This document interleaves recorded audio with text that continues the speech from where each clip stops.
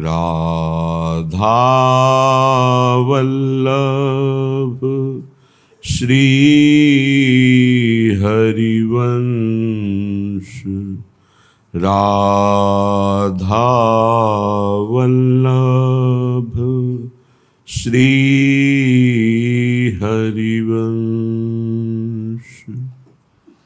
वृंदावनेश्वरी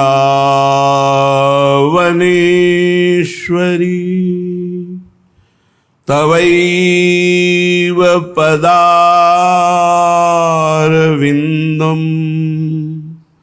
प्रेमामृतैकमकरन्द रसौघपूर्णम्।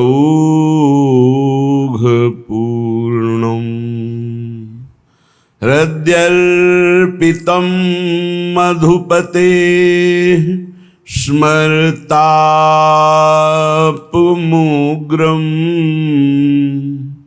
निर्वापयत् परम शीतलमाश्रयामि, परम शीतल माश्रयामि।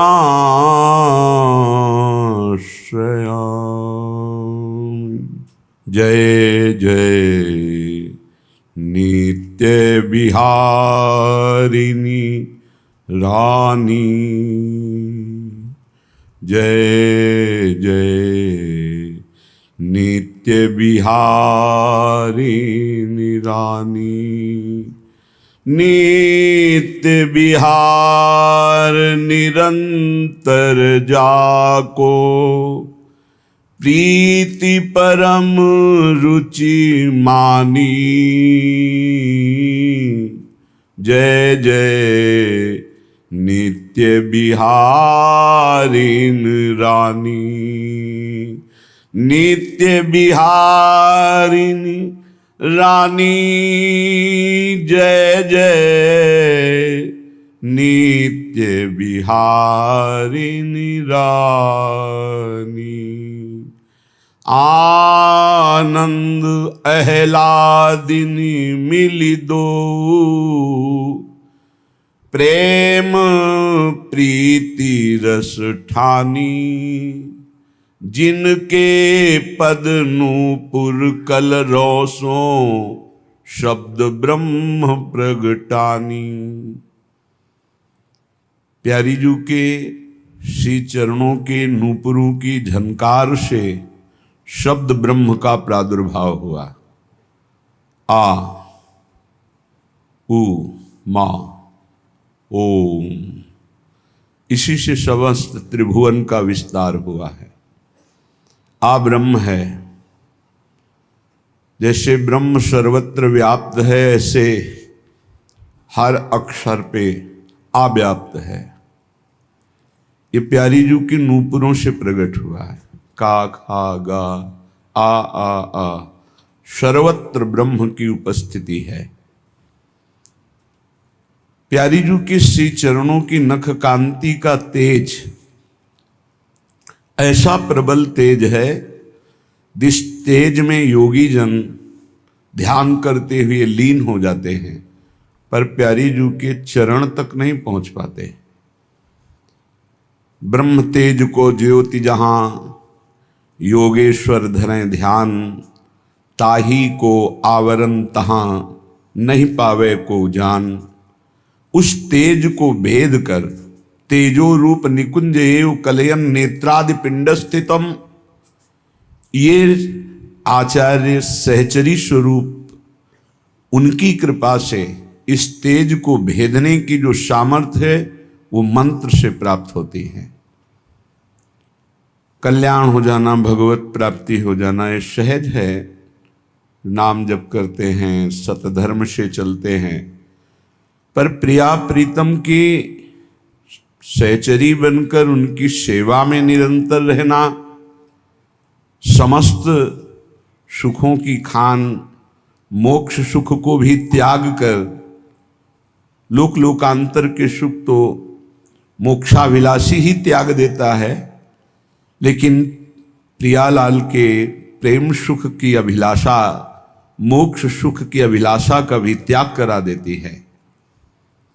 ये केवल निकुंज से जो आए हुए आचार्य रूप सहचरियां हैं, उन्हीं के प्रदत्त मंत्र में इतनी सामर्थ्य है कि तेज का जो आवरण है उसको भी चीर कर, उसको भी पार कर प्यारी जू के गोरे चरणारविंद तक पहुंच पावे। इसलिए यहां कह रहे हैं, आनंद अहलादिन मिली दो, प्रेम प्रीति रस ठानी, जिनके पद नूपुर कलरसो शब्द ब्रह्म प्रगटानी। भगवान शंकर त्रिकालज्ञ हैं। उन्होंने देखा कि अनेक मंत्रों का प्रादुर्भाव प्यारी जू के नूपुरों की झनकार से हुआ। राधा कृपा कटाक्ष में पढ़ लेना, अनेक मंत्र नाद मंजू, हाँ, नूपुरों के रव, नूपुरों की ध्वनि से जो स्खलित होता है, अनेक मंत्र प्रादुर्भाव प्यारी जू के चरण नूपुर से हुए। जाकी महिमा प्रगट वेद में, नेति ही नेति बखानी, ताको वैभव प्रगट निकुंज में, यहाँ अद्भुत खेल कहानी। जय जय नित्य विहारिणी रानी। जिसे वेद नेति नेति कहता है, इशारा करता है रसो वैशः रसम हृवाम लब्ध्वानंदी भवतु, वह परब्रह्म परमात्मा रस स्वरूप है। पर उसकी कैसी रसकेली है, कैसे रसभूमि में वो रसकेली करता है, कैसा रस स्वरूप है, ये वर्णन नहीं किया। इसके लिए नेति नेति कहा है। इसका वर्णन रसिकों ने किया है। वृंदावन नित्य विहार रस के रसिकों ने, जो रस ही की मूर्ति दो रसिक लाडली लाल, रससों ही बिलसत रहें रस भरे नैन विशाल, इनको देखा, नेति नेति नहीं, इनको देखा, इनकी रसकेली को देखा, रसभूमि वृंदावन को देखा और अपने भी रस स्वरूप का अनुभव किया। इसलिए भगवत रसिक रसिक की बातें रसिक बिना को समझ सके ना, क्योंकि वेद जिसे नेति नेति कहता है, निकुंज में उसकी जो रसकेली हो रही है उसकी पहचान, जब वेद वहीं भागवती के ऐश्वर्य को नेति नेति कहता है तो महामाधुर्य रस तक तो पहुंच ही नहीं।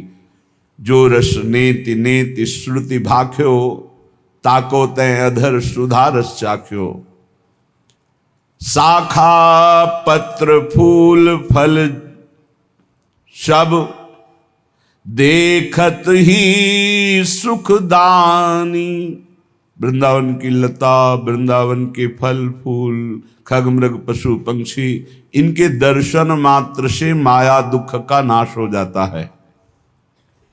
अली माधुरी सब ही की मूल, ये श्री राधा महारानी। महामाधुर्य रस, प्रेम रस, उत्तम भक्ति रस और महाशक्ति, ये सब की मूल है श्री लाडली जो। अनंत शक्ति, अपार सामर्थ्य, मूल प्रकृति, आद्या शक्ति, सब इन्हीं के अंश हैं, सब इन्हीं के अंश। कैसे तुम्हें बता, अपनी जो महारानी जो हैं ये सबकी मूल हैं। अली माधुरी सब ही की मूल, श्री राधा महारानी। महाप्रभु ने भी कहा है श्रीमद राधा सुधानंदी, ये जो श्लोक है ना, प्रेमणासन मधुरोज्जल हृदयम श्रृंगार लीला कला वैचित्री परमावधिर भगवता पूज्य कापी शता ईशानी च सची महासुख तनु शक्ति स्वतंत्रा परा श्री वृंदावन नाथ पट्ट महिषी राधे सेव्याम। मेरी सेव्या श्री वृंदावन नाथ पट्ट महिषी और इन्हीं के अंश से सब महाशक्तियां प्रकट हुई। सबकी मूल श्री राधा महारानी। बड़े भाग्यशाली जिनको श्री किशोरी जी की दया दृष्टि से श्री धाम वृंदावन का आश्रय मिला, रसिकों का संग मिला और जुगल नाम, जुगल मंत्र, जुगल उपासना, जुगल सेवा, ये अद्भुत सौभाग्य है। श्रीपाद प्रबोधानंद जी महाराज कहते हैं कि जो दृढ़ता पूर्वक रसिकों का संग और वृंदावन की उपासना का रंग, तो बोले ये नित्या निर्विकारा, वो नित्य स्वरूप को प्राप्त होते हैं। रोज का रोज विकार धीरे धीरे नष्ट होते जाते हैं। ये जो विकार हैं ये उन्माद पैदा करते हैं। प्रमाद स्थिति, प्रमादित कहते हैं करने योग्य कार्य को ना करना और ना करने योग्य कार्य का उत्साह हो जाना, इसे प्रमाद कहते हैं। बहुत खतरनाक है। करने योग्य कार्य में उत्साहहीनता ना करना और ना करने योग्य कार्य में प्रबल उत्साह हो जाना, ये बड़े बड़े बुद्धिमान विवेकियों को भी नीच आचरण में उतार देता है। प्रमाद ये तभी रहता है जब भजन का क्रम टूटता है। आप देख लेना, ना करने योग्य कार्य का जब आपके हृदय में प्रभाव छा रहा हो तब आप उस समय तो देख ही नहीं सकते। अगर देख ले तो समझ जाए, उस समय नाम नहीं चल रहा होगा, उस समय भगवत विस्मरण हो रहा होगा। बहुत अच्छा साधक है तो ऊहापोह की स्थिति होती, करूं कि ना करूं, अच्छा है कि ना करूं, कैसे वो मन बार बार विषयों की तरफ आकर्षित, सुनना, देखना, भोगना, चखना, ये खाऊं कि ना खाऊं, नहीं खाना उचित है, बाद में तो फिर भजन से सब ठीक ही हो जाएगा। वो अच्छा जो साधक है वो ऊहापोह में फंसता है उस समय। लेकिन जो नाम जापक निरंतर है, कभी प्रमाद की स्थिति उस पर आना भी चाहे तो टिकती नहीं है। जो रसिकों का संग करते हैं, श्रीधाम वृंदावन की उपासना के रंग में है, तो ये नित्य निर्विकारा, वो अपने नित्य स्वरूप की प्राप्ति के लिए या नित्य स्वरूप में स्थित है, इसलिए निर्विकारा। रसिक में कोई भी विकार नहीं होता। फिर भी आप भोजन रखो तो अनुकूल प्रतिकूल उसमें ये हटाओ, ये रख लो, ये ऐसा, ये नहीं पता, ये पालेंगे। इसका मतलब क्या अभी उनके अंदर कोई प्रियता है, कोई त्याज्य है? नहीं, ये स्वभाव साधना का है। स्वभाव है साधना का। साधना से स्वभाव उस कोटि का परिपक्व हो गया है कि साधना और शरीर के अनुकूल ही विषय को ग्रहण करेंगे, प्रतिकूल का त्याग कर देंगे। ये उनकी स्वाभाविक स्थिति है। स्वरूप से इसका कोई लेना देना नहीं, ये स्वभाव बन चुका है। जैसे जिसका स्वभाव साधन काल में कोई व्यसन करने का, तो सिद्धावस्था में भी वही व्यसन करेगा। साधन अवस्था में जो प्रिय रुचिकर पाता रहा है, वही सिद्धावस्था में भी उसकी रुचि उसी पदार्थ में होगी। यद्यपि उसकी कोई रुचि नहीं रह गई, फिर भी सामने पदार्थ आने पर उसी पदार्थ में रुचि होगी जितनी रुचि पीछे रही है।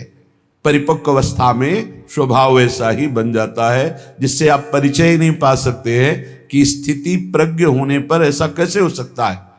तो ये नित्य जो स्वरूप में स्थित है, निर्विकाराः, उनमें कोई विकार नहीं होता। वो विषयान ग्रहणंतु मुंचन्तु वा, वो विषयों का त्याग करें तो कोई फर्क नहीं पड़ता, कोई लाभ नहीं। अगर विषय सेवन कर रहे हैं तो कोई हानि नहीं, क्योंकि वास्तविक वो विषय सेवन हो ही नहीं रहा है। निर्विकाराः, जो स्वरूप में किंचन मात्र भी स्थिति हुई है, इन विकारों की सत्ता नहीं रह जाती। नहीं स्वात्मा रामम विषय मृग तृष्णाम भ्रमयति, मृग तृष्णा अज्ञानी को दौड़ा सकती है कि जल है, लेकिन ज्ञानी को नहीं। जो विवेकवान है, आत्माराम है, उसको नहीं, क्योंकि उसकी अचाह स्वाभाविक स्थिति होती है। पूज्य राधा बाबा ने एक बार भाई जी से पूछा कि ये मीठा को देखते ही हमारी रुचि हो जाती, क्या अभी मीठा में प्रियता है क्या? हमें लगता है क्या ये कमी बकाया रह गई है अभी? पूज्य भाई जी ने कहा नहीं, इस शरीर की कमी है। शरीर को अगर मीठे की मांग है तो मीठा सामने आते ही अभ्यास, पूर्वाभ्यास, वो अच्छा लगने लगेगा। तो सिद्ध पुरुषों में भी ये रख दो, ये हटा दो, इसका मतलब उनके लिए कोई प्रिय अप्रिय नहीं है, पर वो स्वभाव साधन काल का वैसे ही चलता है। ये नित्या, वो स्वरूप स्थित, निर्विकाराः, वो निर्विकार स्थिति को, निरतिशय गुणाः, असमोर्ध गुण उसमें प्रकाशित हो जाते हैं। जो श्री भगवान में गुण है वो अंश से उतरते हैं अपने जनों के अंतर्गत।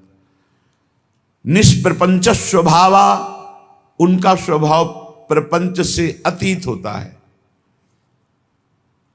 कितना भी उपदेश कर लो, जो अधेड़ अवस्था तक प्रपंच में रहे हैं, भजन का अभ्यास नहीं किया, हम देखते हैं उनके अंदर केवल केवल प्रपंच वार्ता ही रहती है।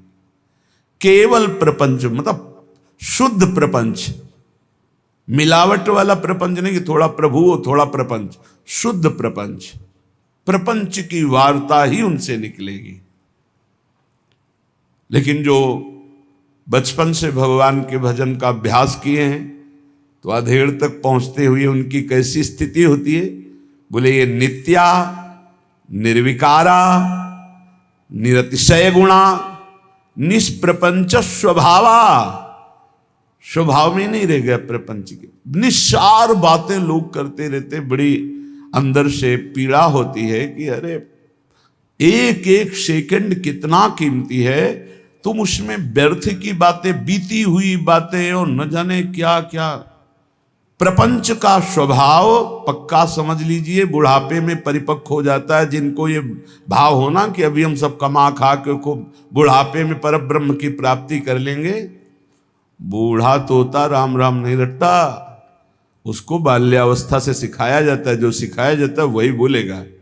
ऐसे ही तुम्हारा मन जो है जीवन में यदि प्रपंच में लगा लिया तो प्रपंच स्वभावा, अगर श्री भगवान में लगाया तो देखो कितना बढ़िया, निष्प्रपंच स्वभावा। भक्तों के पास बैठो, वही प्रभु का नाम, वही रूप माधुरी, वही लीला माधुरी, वही सिद्धांत की चर्चा, कितना महान जीवन हो जाता है। बोले निरतिशय गुणा, असमोर्ध भागवतिक सारे सद्गुण प्रकाशित हो जाते हैं। और निर्दोषा, किसी भी प्रकार की दोष वृत्ति भक्तों में नहीं रह जाती परिपक्व अवस्था में। नित्य मुक्ता, वो नित्य जीवन मुक्त महापुरुष होते हैं। कौन?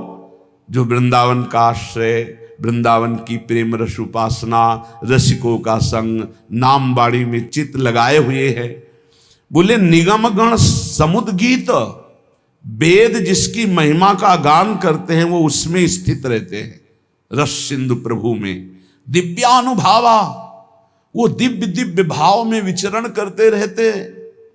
श्रीपाद लिख रहे आनंद पारा, अपार आनंद में वे डूबे हुए, संविद रस घन वपुषा, सच्चिदानंद घन स्वरूप उनका सहचरी भाव स्वरूप प्रकाशित हो गया। तो श्री लाडलीजू, कृष्ण लालजू भावैक मगना, प्रिया प्रीतम के भाव में ही एकमात्र वो मगन रहते। ये स्थिति होती है रसिक महापुरुष की। ये नित्या, निर्विकारा, निरतिशय गुणा, निष्प्रपंच स्वभावा, निर्दोषा, नित्य मुक्ता, निगम गण समुद्र गीत, दिव्यानुभावा, आनंदापार, संविद रस घन बपुषा, श्री कृष्ण भावैक मगना स्थान बंदे शील वृंदावन। मैं ऐसे वृंदावन वासी रसिक महापुरुष की वंदना करता हूं, ऐसे वृंदावन के खगमृग पशु पंछी निर्विकार स्वरूप लताओं की वंदना करता हूं।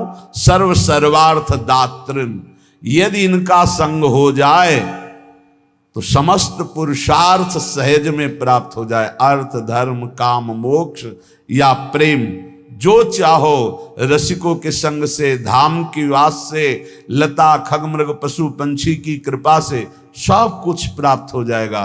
धर्म अर्थ काम मोक्ष। इसलिए श्री वृंदावन मवनी प्रकटम प्रकृते परात् परम सुरसम राधा माधव नित्या क्रीडम संत्यज सर्वमाश्रयत। हे भाई, पृथ्वी में परम पद प्रकाशित हो रहा है। वृंदावन, वृंदावन वास कर रहे हैं मानो हम परम पद में वास कर रहे हैं। श्री राधा माधव की ये नित्य क्रीड़ा स्थली है।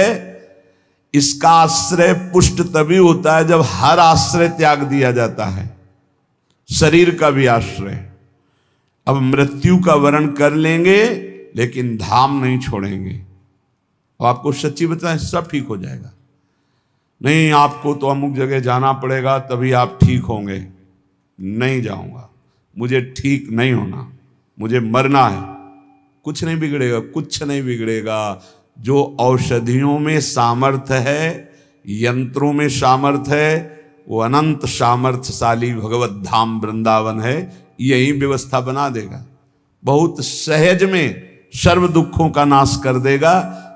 थोड़ा निष्ठा परिपक्व होनी चाहिए।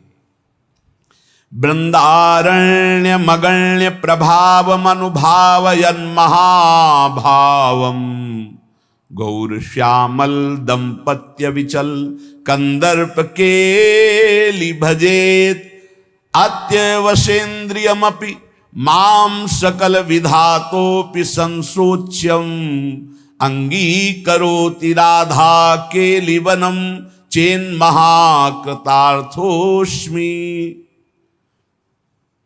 जो वृंदावन में वास स्वीकार करके या आश्रय लेकर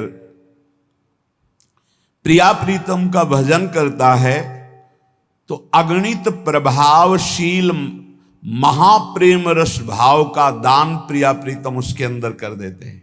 महाप्रेम रस, वो प्रिया प्रीतम की अविचल कंदर्प केली को इन्हीं नेत्रों से देखता है। कंदर्प केली, प्रेम केली। आज बन क्रीड़त श्यामा श्याम, सुभग बनी निशि शरद चांदनी रुचिर कुंज अभिराम। आज बन क्रीड़त श्यामा श्याम, देख रहा है उपास। खंडन अधर करत परिरंभन ऐचत जघन दुकूल।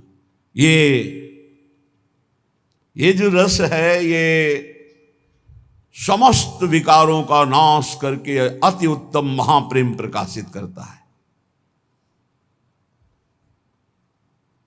ये केवल शरीर भाव का नाश होने की देरी है। इन्हीं पदों के गायन से शरीर भाव नष्ट हो जाएगा। महाप्रभु ने बताया शरीर भाव कैसे नष्ट होता है। तो कहा, थे बचन मिथुन मुख निसरत सुन सुन देह दशा किन भूलो। प्यारे जो अद्भुत रास कर रहे हैं, विलास कर रहे हैं, इसका आप जो गायन करोगे, इसका जो श्रवण करोगे तो आपकी देह भाव नष्ट हो जाएगा। श्रवण सुनत प्रापक रति राधा पद अम्बुज सुकुमार। अद्भुत प्रेम प्रकाशित होगा तो प्रेम का प्रभाव होता है। देह कुटुंब ते जाए छूट सब ही विदिना। तो देहातीत स्थिति पे फिर देखो। खन्नन अधर करत परिरंभन चत जघन दुकूल उर्नक पात तिरिछी चितवन दंपति रस समतूल। वे भुजपीन पयोधर पर शतवाम दृशा पिहार। ये जो इसकी व्याख्या नहीं हो सकती। ये जो स्थिति है, ये प्यारोडुम क्षमते ने अच्छी सुखादि नाम तो ध्यानगम। इतनी उच्च कोटि की दशा है जहां प्रिया प्रीतम की इस रस केली का स्फुरण हुआ तो दर्शन करने वाला ही नहीं रह जाता। मैं दर्शन कर रहा हूं ऐसा नहीं रह जाता, केलिमय हो जाता है। इसीलिए इसे अत्यंत दुर्लभ रस कहा गया है। बल्लवी सुकनक बल्लरी तमाल श्याम संग लाग रही अंग अंग मनोभिरामिनी बदन जोत मनोमयंक अलक तिलक छवि कलंक छपत श्याम अंक मनो जलद धामिनी।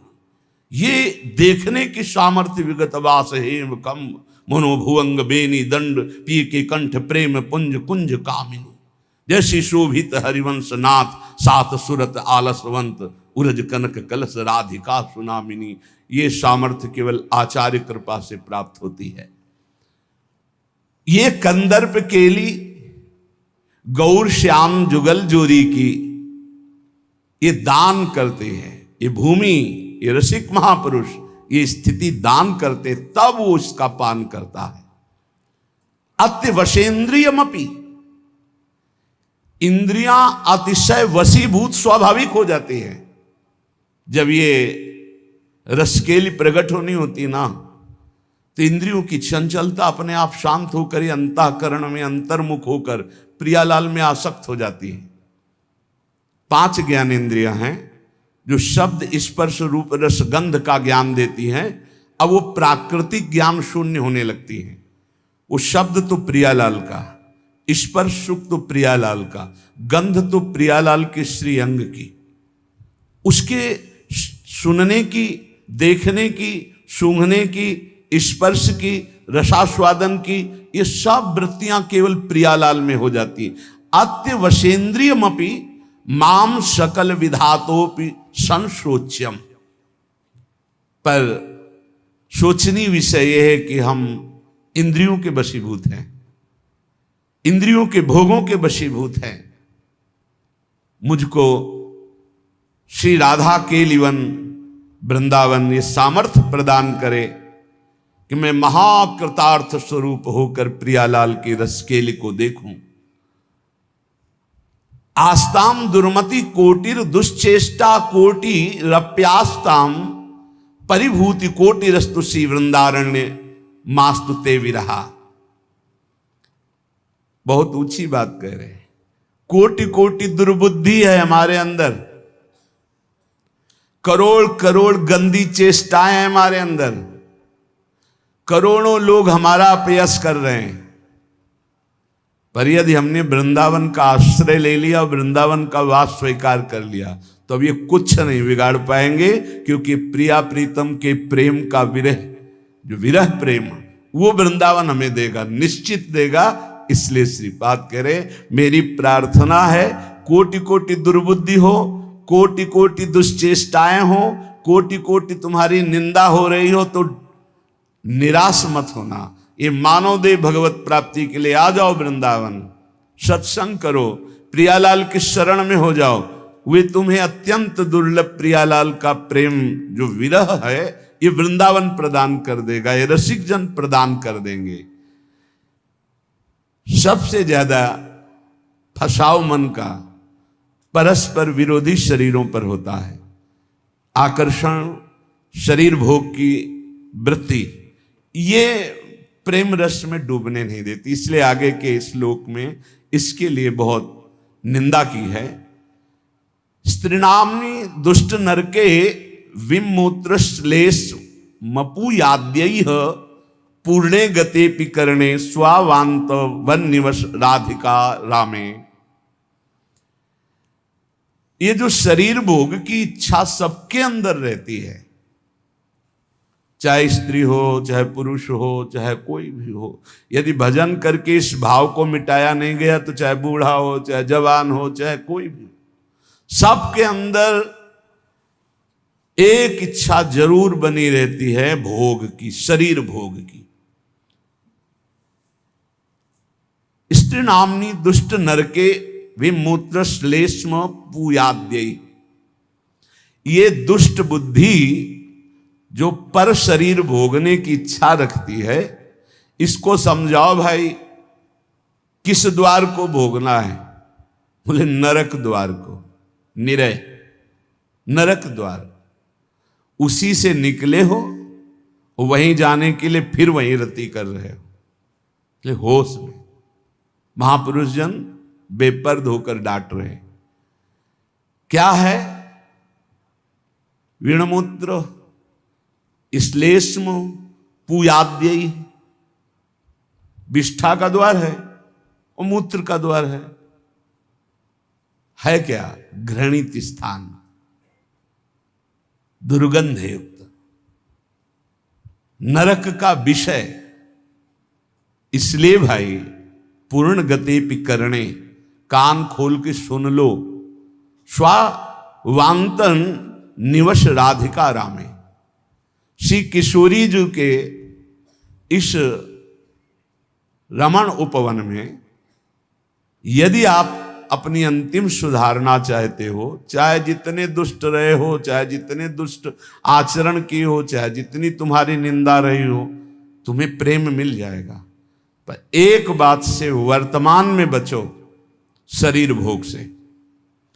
मन तुम्हारा गंदा हो रहा होने दीजिए, इंद्रियां तुम्हारी गंदगी की तरफ जा रही हैं, परेशानी कोई बात नहीं, सब ठीक हो जाएगा। लेकिन गंदगी करने की चेष्टा मत करना। ये धाम की बात कह रहे कि अगर आप राधा रामे श्री किशोरी जी के इस महान प्रेम रमणीय वन में तुम्हें आश्रय मिला है, तुम्हें वास मिला है, तो शरीर भोग से बच जाओ।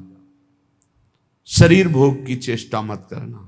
स्पष्ट कह रहे, कुछ नहीं है पर बहुत आकर्षण इसी का है, बहुत आकर्षण है।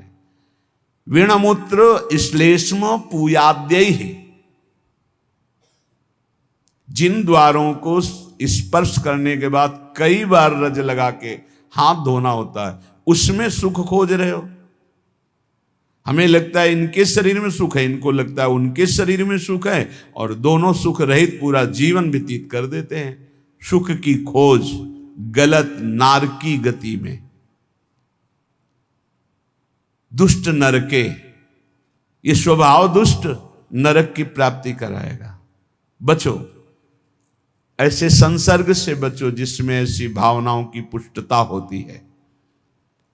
हरिरीति वृंदावन रति विवेक विरतिश्च दुरमुत किरति, स्त्री रूपा हरिमाया तदुपर मायाति दूरतो पायः। हरि माया फंसाती है सबसे जोरदार शरीर भोग में, और धामों में तीर्थों में तो ज्यादा, क्योंकि पाप बने तुम्हारी दुर्गति हो, नरक जाओ। देख लो,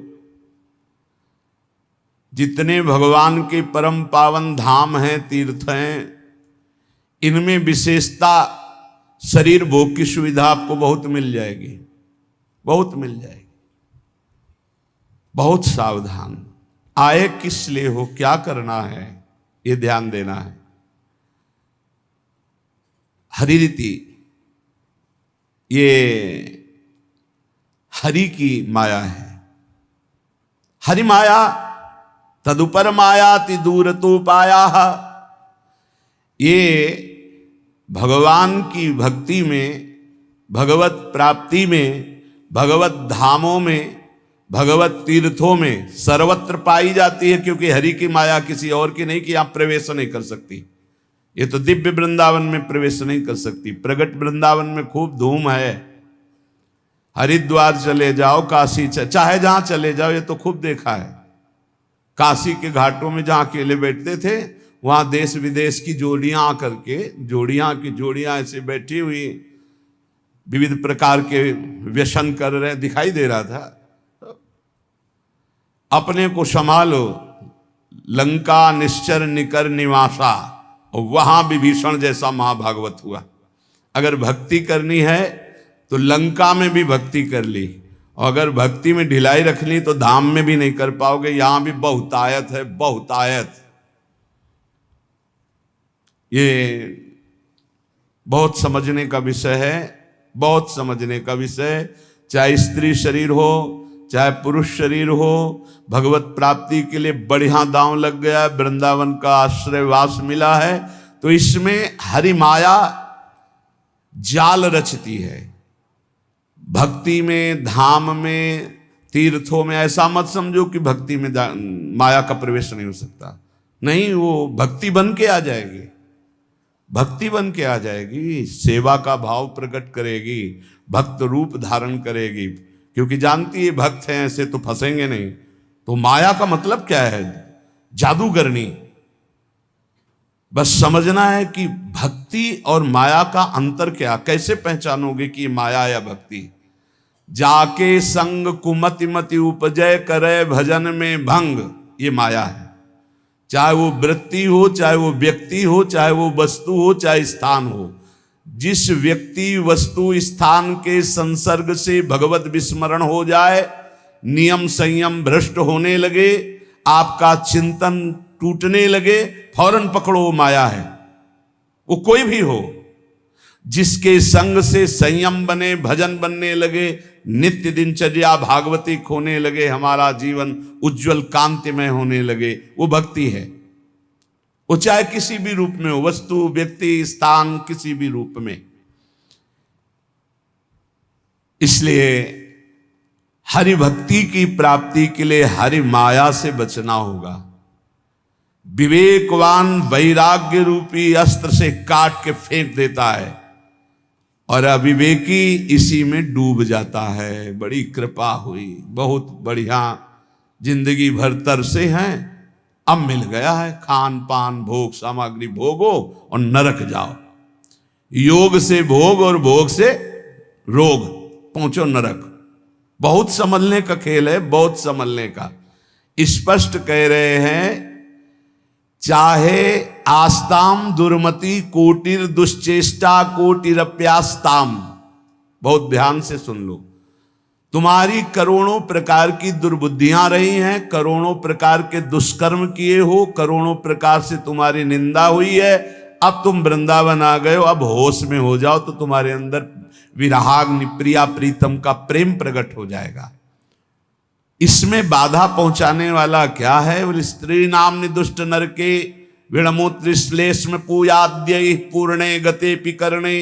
कान खोल के सुन लो, मलमूत्र के द्वारों में भोग की वृत्ति रखना दुर्गति पाना है।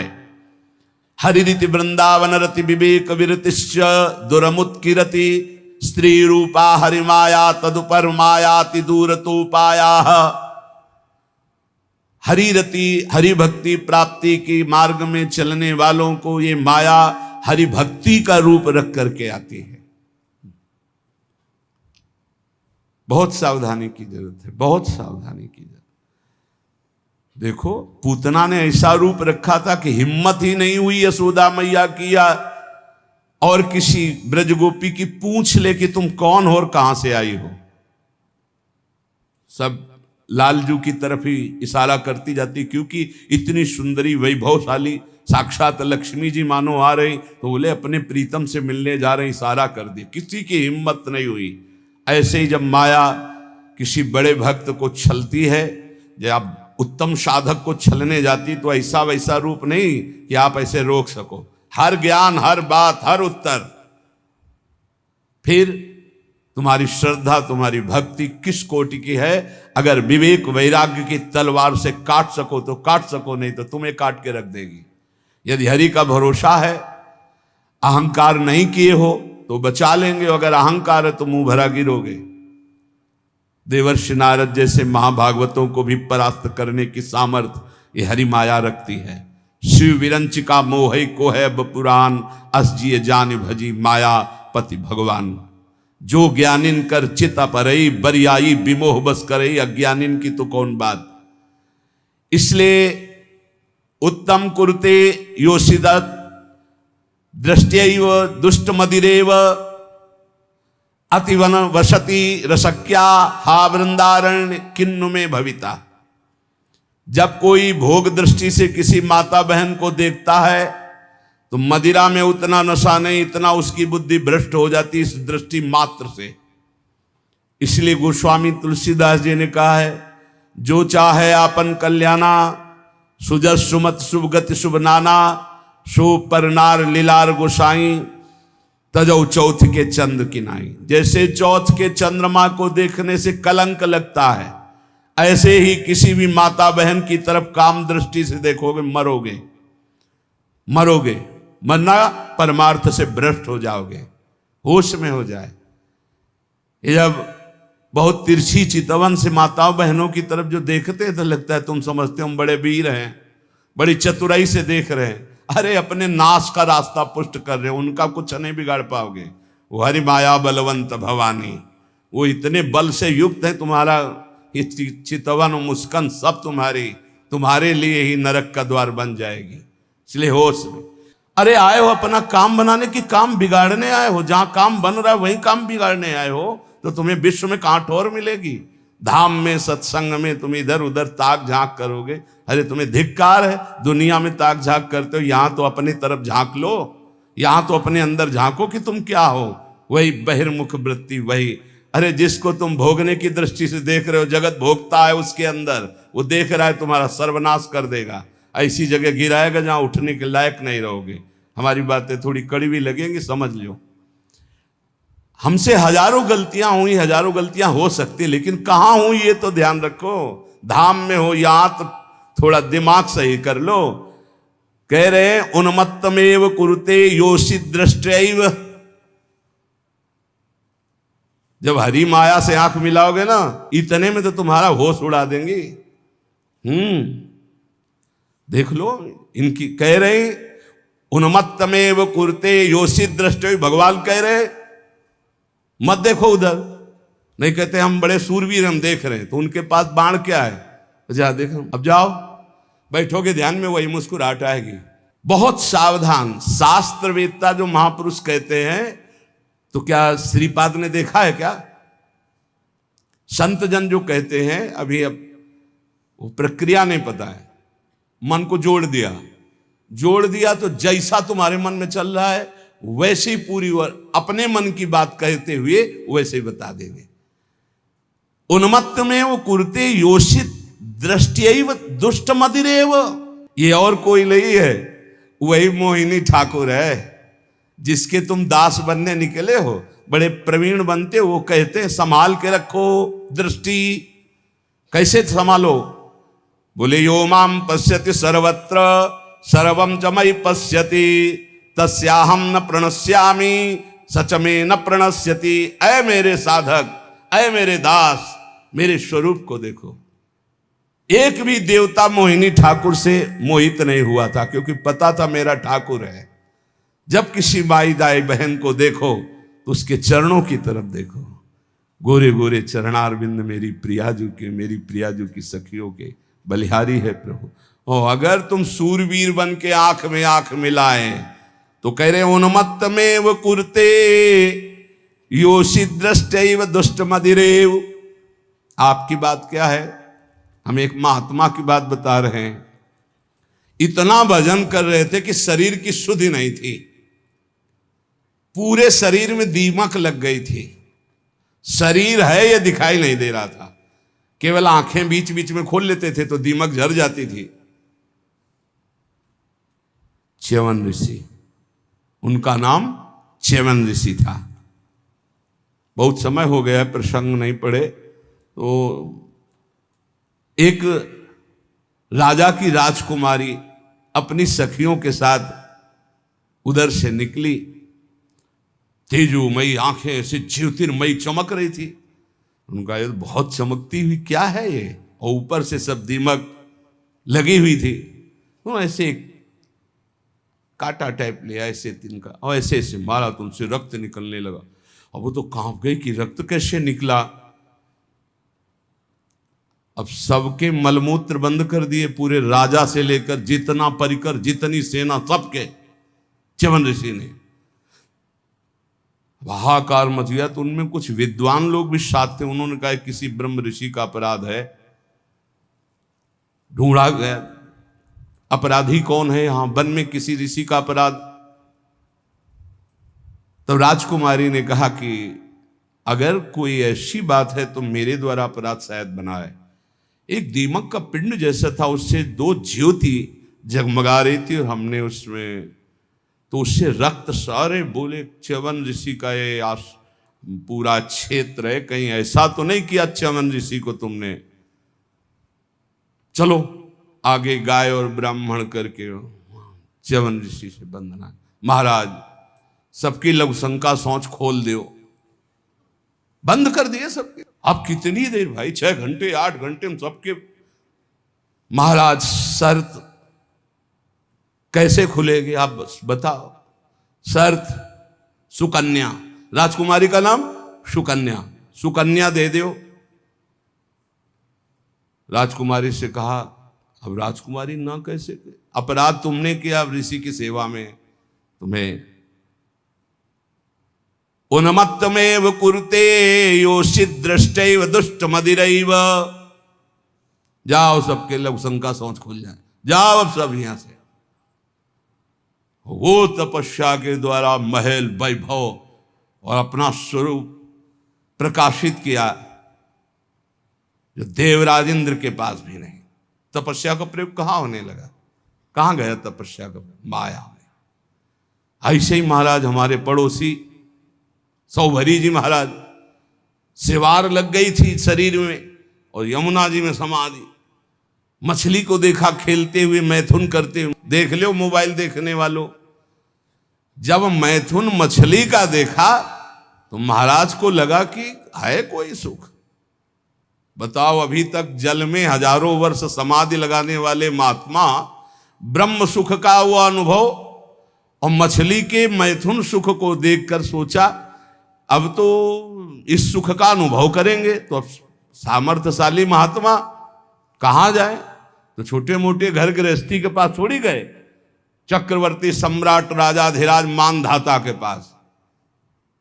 दुर्गंध आ रही थी मछली किसी शरीर से, सिवार पानी के अंदर की, हड्डी हड्डी थी, गाल चपके हुए, आंखें तेजोमयी, देख के डर जाए आदमी। महाराज तो मानधाता बहुत बड़े प्रतापी राजा हुए हैं। महाराज आज्ञा कीजिए। बोले विवाह करना चाहता हूं। बोले आदेश कीजिए, किससे कराए? बोले आपकी राजकुमारी से। 50 कन्या थी। घबरा गए कि ऐसे महात्मा के लिए अगर राजकुमारी समर्पित कर दी तो मतलब राजकुमारी का जीवन क्या होगा, महलों में पल।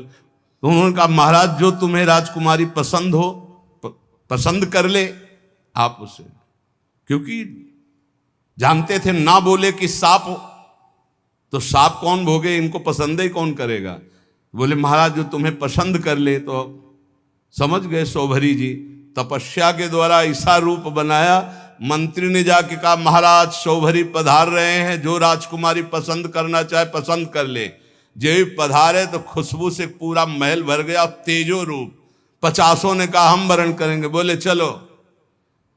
मानधाता से कहा 50 पुत्रियां तुम्हारी तय। मानधाता के सामने सौभरी ऋषि और उनके सामने दिव्य रूप।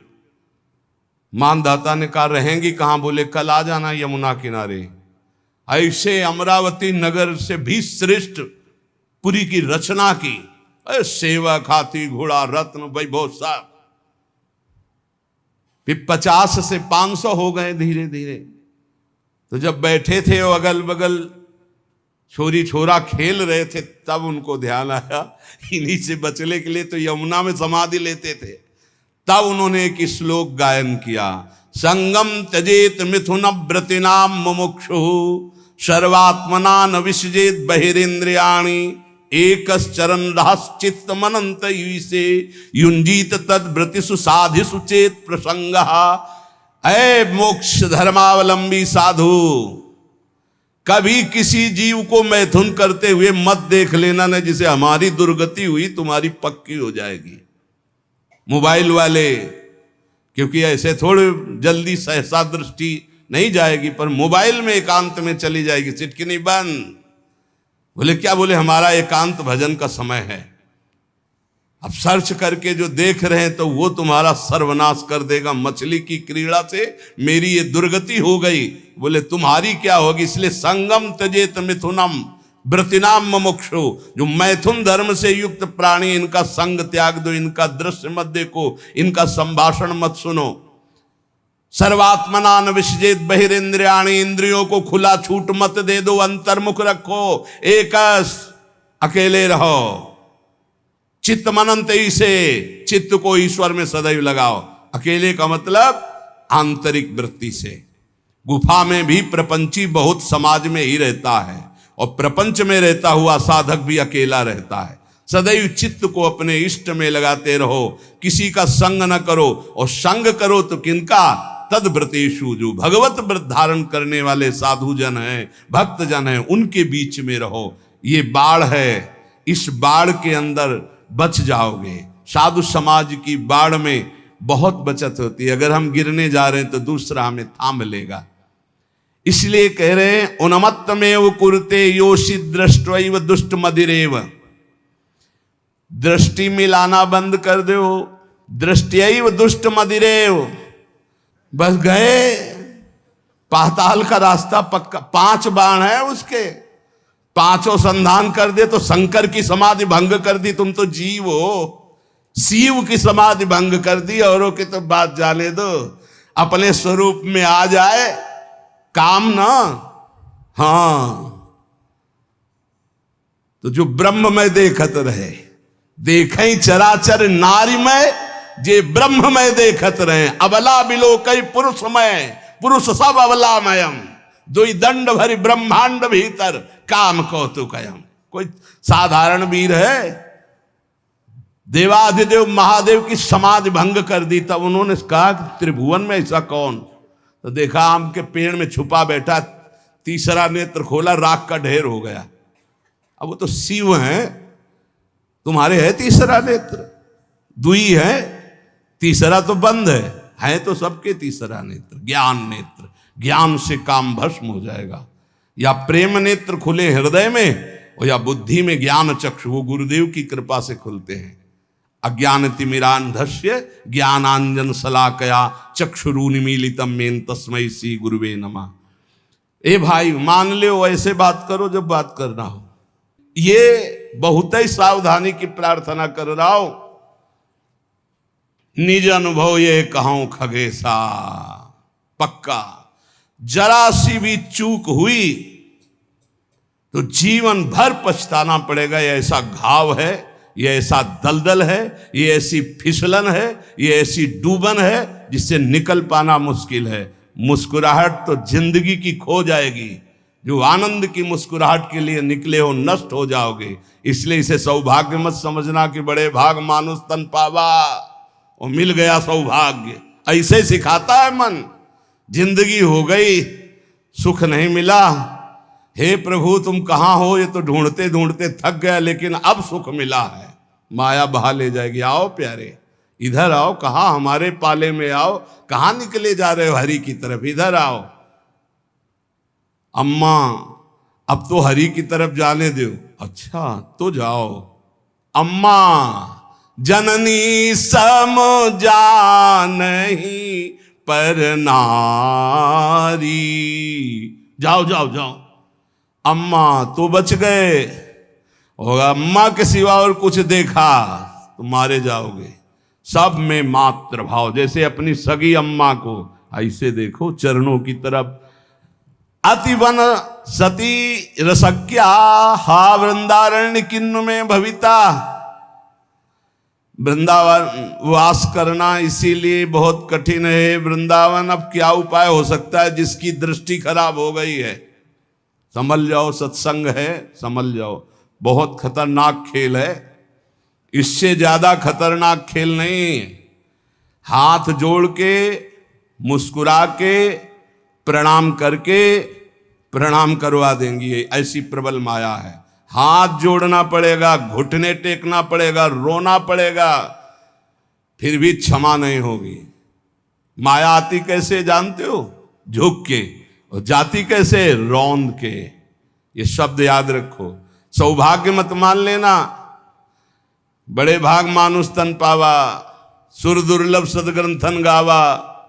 साधन धाम मोक्ष कर द्वारा, साधन धाम मोक्ष कर द्वारा। अति दुर्वारा इंद्रिय वैरिण आमर्दयन्ति सततम माम। बद्ध्वा बद्ध्वात्यार्ति दकारायाम हा हरे परित्राही। ये पीड़ा देने वाली दुष्ट इंद्रियां कारागार की तरह मुझे बंदी बनाना चाहते हैं। ऐसा ही है। सब कोई देख लो अपनी अपनी इंद्रियों को। ये दुर्दांत दुश्मन इंद्रियां निरंतर पीड़ा देते हुए मुझे बंदी बनाना चाहती भोगों में। नहीं, हा हरे परित्राहि त्राहि माम, ऐसे बचा जाता है। हे हरि मुझे बचा लो, मुझे इंद्रियां फंसा रही है, मुझे फंसा रही। कंदर्प शविष विषखैर निरवधिमम दह्यमानस्य, शिकारी वीणा वादन करता है हरिण पहले बुलाने, इतना मधुर वीणा वादन साधु बन के बजाता है। हिरन बेचारे नजदीक आ जाते हैं, पास में ही धनुष बाण मारा खींच के, वही ढेर हो गया। कंदर्प शविष विषखैर, ये शरीर है वीणा का, कामदेव की वीणा वादन का शरीर का आकर्षण करके, और निरवधिमम दह्यमानस्य विषखैर, काम बाण का संधान किया, ढेर कर दिया। बड़े बड़ों को इतिहास साक्षी है, इसलिए पहले वीणा वादन से ही बचे। शरीराकर्षण होने लगे तो त्राहिमाम, भागो भागो। अगर आपको अपना सुंदर बनाना है तो परम सुंदर श्री हरि का ध्यान करो, प्रियाजू का ध्यान करो, संयम से रहो, तब तो समझ। अच्छा, हमारी सुंदरता तभी काम की जब सुंदर शिरोमणि प्रभु हमें स्वीकार कर ले। ये मरण धर्मा शरीर दीजेंगे तो क्या करेंगे, क्या करेंगे, क्या दे देंगे मरण धर्मा। इसलिए अति दुर्वारा इंद्रिय वैरिण आमर्दयंती सततम माम। गौर से देखो तो प्रभु दिखाई देने चाहिए, अन्यथा कुछ नहीं है इनमें। कौन सा सुंदर रूप है, कहां सुंदरता है, कहां सुंदरता रह गई है।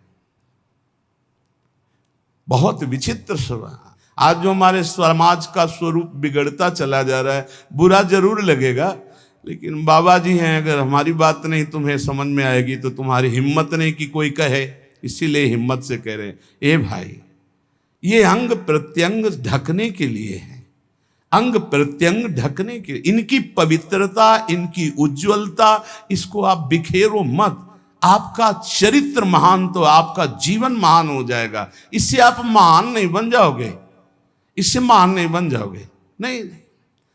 जितना पवित्रता, गांव के बड़े बूढ़े से, अब हमें तो पता नहीं, लेकिन हम अपने सामने देखा है इतना तुरंत हो गया। बूढ़ी बूढ़ी का पानी लाना तो पानी, घर में घुसेंगे तो ऐसे पूरा घर सावधान एकदम, ऐसे बड़े बुजुर्ग।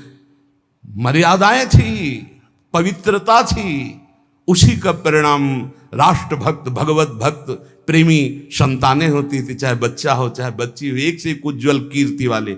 आज बच्चा बच्ची ऐसे हो रहे हैं, अपने माता पिता को पीट रहे हैं, अपमानित कर रहे हैं, मनमानी आचरण कर रहे हैं, और कह दो तो ऊपर से अंकुश आ जाए। तुम होते कौन हो कहने वाले, कौन होते हो कहने वाले? कोई किसी को कह नहीं सकता। नहीं, हम इसलिए कह सकते हैं कि हम शास्त्र, संत, गुरुजन, इनका अधिकार है समाज पर, और समाज का इनके ऊपर अधिकार है।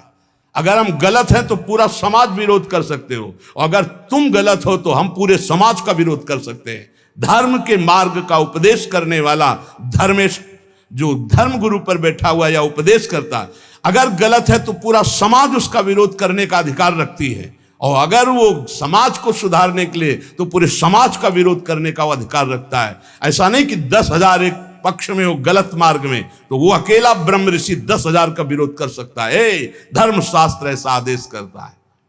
आप विचार करके देखो, भगवान श्री राम जी को आदेश हुआ, तापस वेश विशेष उदासी 14 वर्ष राम वनवासी। भगवान नंगे पैर सारी, लेकिन कैसी मर्यादा से सियाजू को, जहां नाव पे चढ़ाना है तो सीय चढ़ाई चढ़े रघुराई, आगे जानकी जो हर व्यवस्था, हर सोच, थोड़ी सी चूक जानकी जी की तरफ से लीला विस्तार के लिए लक्ष्मण जी को उपस्थित वचन दिला के गए थे कि एक क्षण के लिए जनक नंदिनी को अकेला मत छोड़ना, पर जानकी जी ने जाओ, राम जी संकट में, दोनों उनका काल के भी महाकाल का संकट कौन, माता आप ऐसे वचन मत बोलो। तो उनका, आप मुझे समझ में आ रहा है भगवान कोई लीला करना, ऐसे रेखा खींची और कहा मां इस रेखा को क्रॉस मत करना, इस रेखा को किसी की सामर्थ्य नहीं त्रिभुवन में कि क्रॉस करके आपको छू ले। लेकिन और लक्ष्मण रेखा को पार, हर समय आप इन बातों पर ध्यान दीजिए। रामचरितमानस की कैसी पोशाक होनी चाहिए, कैसी व्यवस्था होनी चाहिए, कैसी चाल ढाल होनी चाहिए, हमारा जीवन कैसे मंगलमय हो सकता है। उस पवित्रता का ही प्रभाव था कि इतना त्रिभुवन को भयभीत कर देने वाला रावण जानकी जी के सामने नेत्र नहीं मिला सकता था और अशोक वाटिका में जाके रखा, बार बार मनाता रहा। और जब उठाया था तो ऐसे नहीं उठाया था, सीता चरण बंदी सुख माना। हे जगत जननी, मैं जानता हूं यद्यपि मैं जो कृत्य कर रहा हूं अपने विनाश के लिए, अपने मंगल के लिए कर रहा हूं, पर मैं जानता हूं कि आप कौन हैं, इसलिए मेरा प्रणाम स्वीकार करें। और जब तक आप लंका नहीं पहुंचते तब तक हम असुरों का उद्धार होगा ही नहीं, इसलिए हम अपने उद्धार के लिए आपको ले जा रहे हैं। और ले जाकर के अशोक वाटिका में रखा था, ना कि जहां महल में और रानियां थी वहां भी रख सकता था, लेकिन नहीं, शुद्ध अशोक वाटिका में। और राक्षसियों का पहरा, और त्रिजटा जी को जानता था, वो कोई साधारण नहीं था। जिस समय खर और दूषण मारे गए, सूचना पहुंची खर दूषण मारे गए, अच्छा, खर दूषण मूषम बलवंता मार सके को बिनु भगवंता, बिना भगवान के इनको कोई नहीं। भगवान आए तो भजन न होए तामस देहा, मैं राक्षसी स्वभाव का तामसिक वृत्ति का हूं, भजन तो होगा नहीं। अब कैसे इनसे, अब इनसे मन वचन कर्म से बैर करूंगा और बैर के द्वारा परम पद प्राप्त। और ऐसा दृढ़ निश्चयी कि जब गर्दन अंतिम में कटी तो कहा राम रन हतो पचारी, श्रद्धा से नहीं बैर से पुकारा, कहा राम रन हतो पचारी। जिस समय जनकपुर में यज्ञ हो रही थी, धनुष यज्ञ, सब पहुंचे थे, ये भी पहुंचा, बाणासुर भी आए हुए थे, कुछ मांगलिक गुरु चर्चा हुई, क्योंकि दोनों के गुरु एक ही हैं, भगवान शिव। कहा आप भी तो धनुष उठाने आए, बोले नहीं, इस धनुष उठाने में कौन सी बात है, जब 20 बार कैलाश सहित भगवान शिव और पार्वती को उठा लिया तो उनका ये धनुष है। मैं धनुष उठाने नहीं आया, मैं धनुष उठाने वाले को निमंत्रण देने आया हूं। बोले कौन है यहां धनुष उठाने वाला? बोले पहले भगवान श्री राम जब विश्वामित्र जी के साथ पधारे तो रावण ने दृष्टि मिलाई और कहा कि ये नेह निमंत्रण नहीं दे रहा हूं, ये बैर निमंत्रण दे रहा हूं। ये धनुष आप ही भंग करेंगे, सीता जी आपको ही मिलेंगे, लेकिन मैं सीता का अपहरण करूंगा और तुम्हें रुलाऊंगा, और तुमको ये जो टांगे हुए और सारंग धनुष, इसी से निकले हुए बाणों से संपूर्ण लंका का उद्धार करना होगा। मैं यही कहने आया हूं। भगवान श्री राम से मानो इशारे में बात की और आरती की अजगों की, और जनक से कहा इसका भंजन तो दूर रहा, इसको उठाऊंगा भी नहीं, ये मेरे गुरु का धनुष है। प्रणाम करके परिक्रमा करके दोनों चले गए थे। ये अतिरथी वीर बाणासुर और महान पराक्रमी रावण, ये ऐसे उठाए भी नहीं थे। ऐसा नहीं कि उठाने की चेष्टा की, नहीं, ऐसा नहीं, वंदना की, परिक्रमा की और चले गए थे। और भगवान राम को कहा था तुम्हें निमंत्रण देता हूं, आकर पूरी लंका का उद्धार आपको करना है, इसलिए सीता जी से ब्याह तो आप करो और वास मेरे यहां करेंगे, क्योंकि इन्हीं के चरणों के प्रताप से ऐसी अपावन लंका पावन होगी। उन्मत्त में वो कुरते योषित दृष्टि दुष्ट मदेरे, जो हमारा शास्त्र कहता है उसको ध्यान दो। कभी किसी भी माता बहन से बात करनी हो तो चरणों में देखो, भगवान तो सर्वत्र विराजमान है।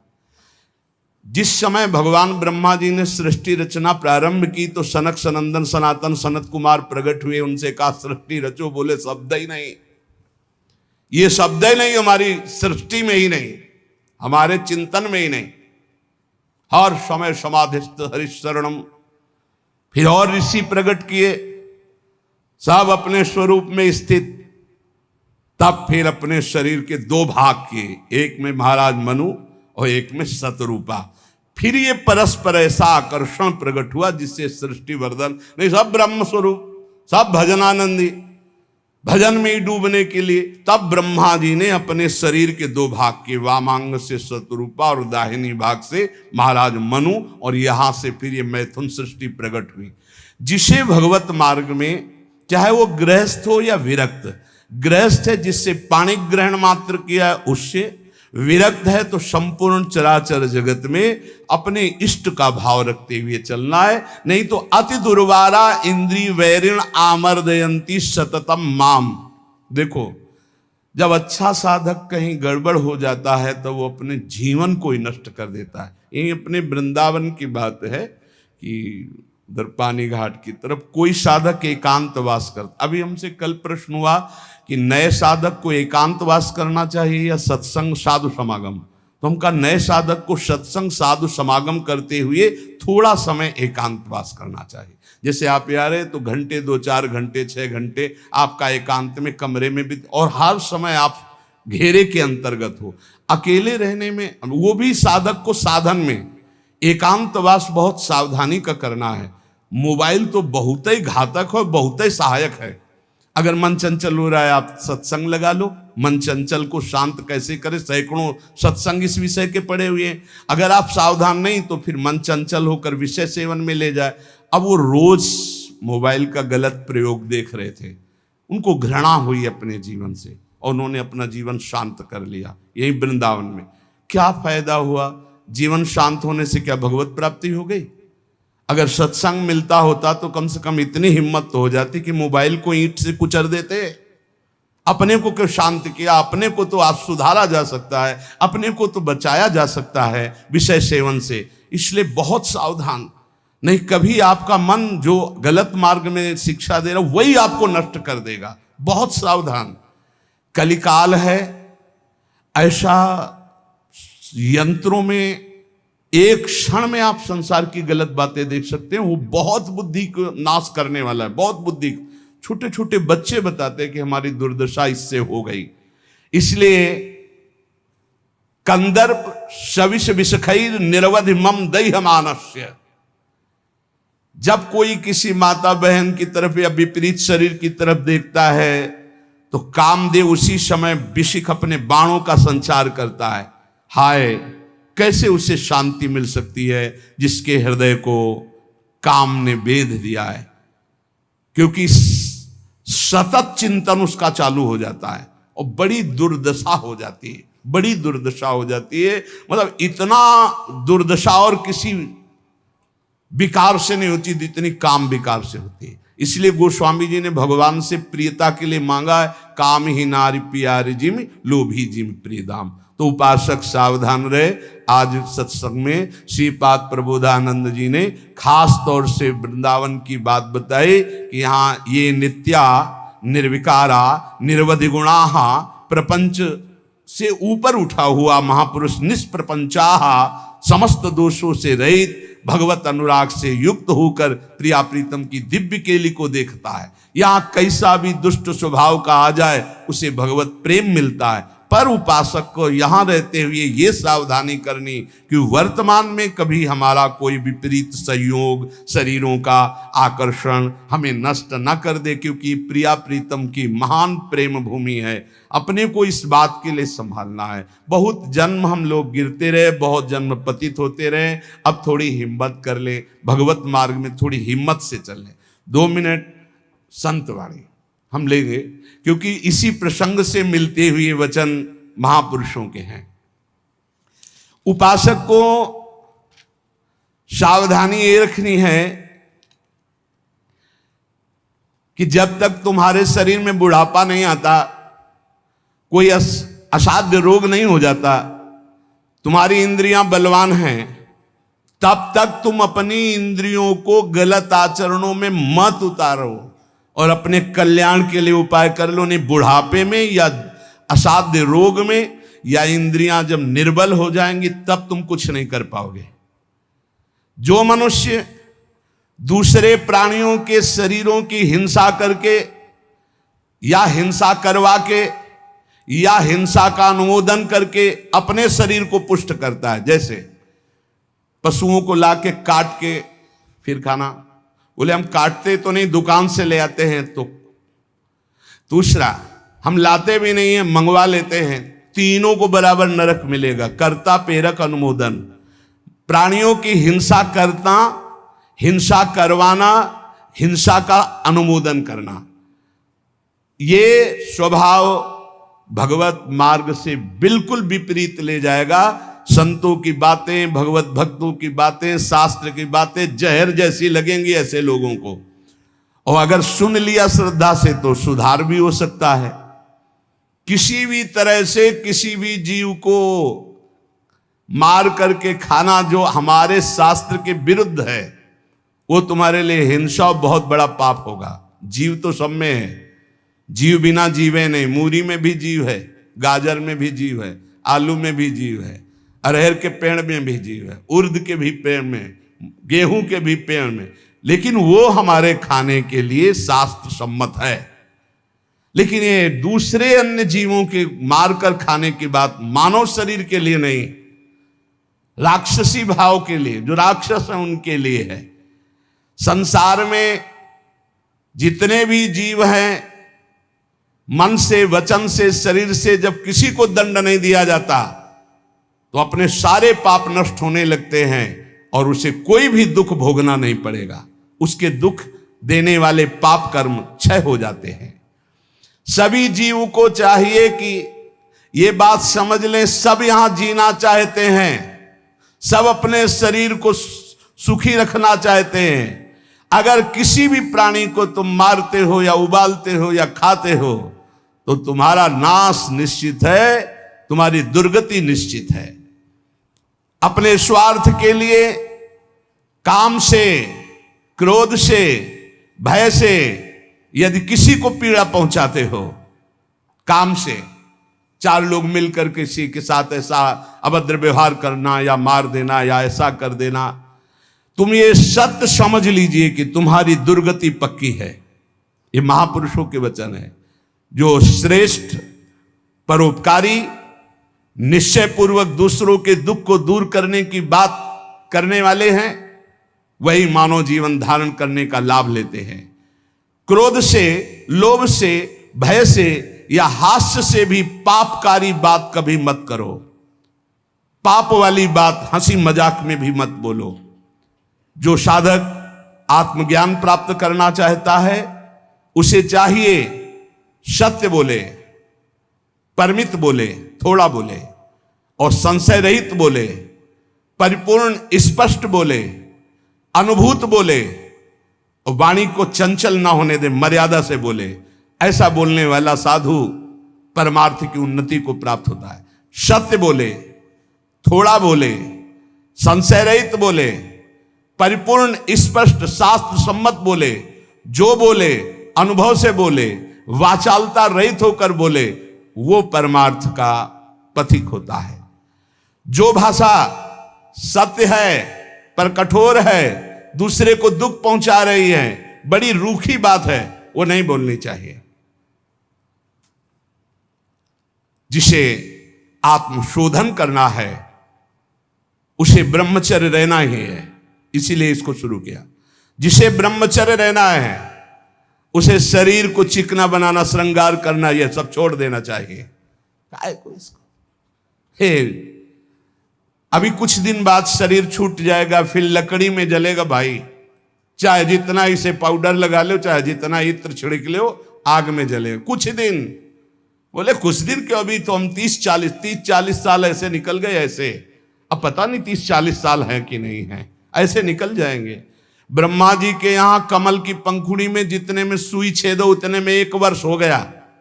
अपने 100 वर्ष कितने हुए, 100 बार ऐसे ब्रह्मलोक में करे तो हो गया। अपने शरीर को ज्यादा श्रृंगार, सुख, सुविधा, प्यार मत दो। जितने से भजन बन जाए, धर्म बने, उतने ही दो। स्त्रियों का काम भाव से स्पर्श करना, संभाषण करना, देखना छोड़ दे।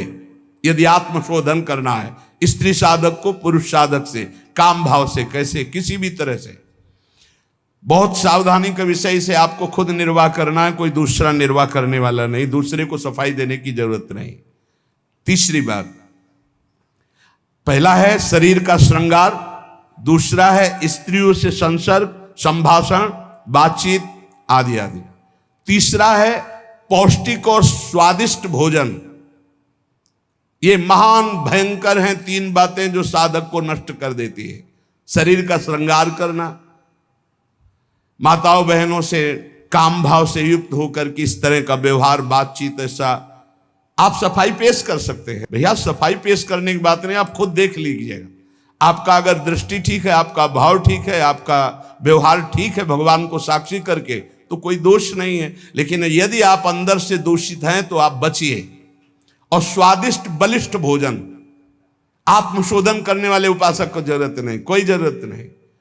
ये घी, रबड़ी, रसगुल्ला, दूध और ये बादाम, पिस्ता, ये गृहस्थों के लिए बने, ये भगवत मार्ग के पथिकों के लिए नहीं। उनके लिए नाम रूपी बल और ब्रह्मचर्य का महान ताकत, एक अद्भुत बल, एक अद्भुत उत्साह, एक अद्भुत तेज बना रहता। बादाम में थोड़ी है, हलवा में थोड़ी है।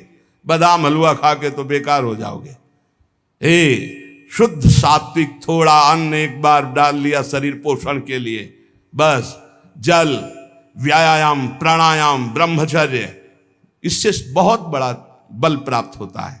हमें निरंतर मन को वश में करना, मन को वश में करने के लिए ये शारीरिक बल की जरूरत नहीं है। शारीरिक बल तो अपने आप बना रहता है।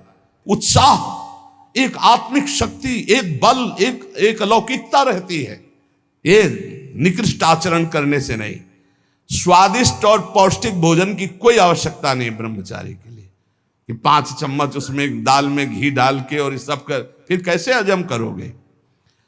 तपस्वी उपासक को चाहिए स्त्री के रूप की तरफ, उसके हास्य की तरफ, उसके मधुवचन की तरफ, उनके संकेत की तरफ, उनके हाव भाव की तरफ, या स्त्री उपासक को चाहिए पुरुष के ऐसे परस्पर चितवन को ना देखे, ना चिंतन करे, ना देखे, ना चिंतन करे। परस्पर विरोधी शरीर को राग पूर्वक देखना, उनके अंग प्रत्यंगों का चिंतन करना, उनकी बातें करना, ये ब्रह्मचर्य कदापि नहीं रह सकते जो ऐसे आचरण वाले लोग हैं। ब्रह्मचर्य व्रत में रत रहने वालों को अत्यंत सावधानी पूर्वक अपनी इंद्रियों को दर्शन, संभाषण, चिंतन से बचाना है। जो भिक्षुक ब्रह्मचर्य का आनंद प्राप्त करना चाहता है, उसको अच्छे अच्छे पदार्थों के स्वाद पाने वाली जिह्वा पर काबू करना होगा। हाँ, ये जवानी जो है ये व्यतीत होनी चाहिए तपस्या में, जलने में व्यतीत होनी चाहिए। तो बुढ़ापा में वर्षा हो जाएगी। गर्मी की बात वर्षा आती है ना, जलोगे तपोगे तो वर्षा हो जाएगी। और अगर पहले ही भीजे भोगों में पड़े रहोगे तो बुढ़ापा में सड़ोगे। फिर ध्यान रखना, पक्की बात समझ लो। सड़ना जानते हो किसे कहते हैं? अगर ध्यान हो आपको हितधाम में, एक 70-75 वर्ष के वयोवृद्ध वेशधारी जो बोल रहे थे, तुम हम दोबारा पुनरावृत्ति नहीं करेंगे बोलने की, वो बोल रहे थे, आप लोगों को ध्यान होगा कि महाराज बचा लीजिए, 75 साल का हूं, ऐसे से ऐसा ऐसा ऐसा। इसलिए ब्रह्मचर्यरत भिक्षुक को चाहिए किसी भी विपरीत शरीर से परिचय न ले, एकांत मिलन की बात ना हो, किसी भी तरह से अपने मन की कमजोरी सामने वाला ना जान पावे। ब्रह्मचर्यरत भिक्षुक को चाहिए कि वासनावर्धक, पुष्टिकारक भोजन, पेय, वार्ता, दृश्य, इनका परित्याग कर दे। जैसे बहुत ज्यादा ईंधन हो तो अग्नि उतनी ही ज्यादा बढ़ेगी, ऐसे जितना पौष्टिक आहार करोगे उतने काबाग्नि बढ़ेगी। शरीर का श्रृंगार, शरीर की शोभा, शरीर को सुख आराम देने की भावना वाला कभी ब्रह्मचारी नहीं हो सकता।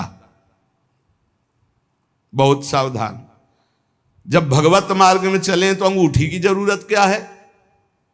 जब भगवत मार्ग में चले हैं तो किसी भी तरह के आभूषण की जरूरत क्या है? भगवत मार्ग में चले तो कंघा की जरूरत क्या है? भगवत मार्ग में चले हैं तो चिकनाहट लगाने की जरूरत क्या है? सजाने की जरूरत क्या है? वैसे ही तेजों में सजे रहोगे। दो ही प्रकार से भगवत मार्ग में रहने वालों की पद्धति है, या तो पूरे बाल मुड़वा दे या पूरे बाल रखे रखे। 10-20 वर्ष बनाए रखो, फिर मुड़वा दो, या पूरे जीवन बनाए रखो, और या फिर 2-2 महीने 4-4 महीने के नियम में उनका मुंडन कराते रहो। ये कंघा लगाना, ये सेटिंग करना, फिटिंग कर, ये सब नहीं है। बांध लगोटा बचा के इंद्री कभी न देखा पर नारी, और भिक्षा के टुकड़े खा करके चढ़ी परमार्थ की तैयारी। आंख उठाकर किसी की तरफ नहीं देखा, काछ वाच मन निश्चल राखे, धन धन जननी तेरी रे। फिर आगे चलकर प्रकाशित हो जाओगे। बहुत सावधानी की जरूरत है, और व्यायाम अत्यंत आवश्यक है। ये नहीं कि हम बहुत सेवा करते, नहीं। अरे ब्रह्मचर्य को पचाने के लिए 1 घंटा व्यायाम की जरूरत है। दवा कोई वर्जिश से बेहतर नहीं, नुक्सा है कम खर्च, बालानसेन शक्ति बढ़े फुर्ती लहे, चोट न अधिक पिराए, अन्न पचे चंगा रहे, कसरत सदा सहाय।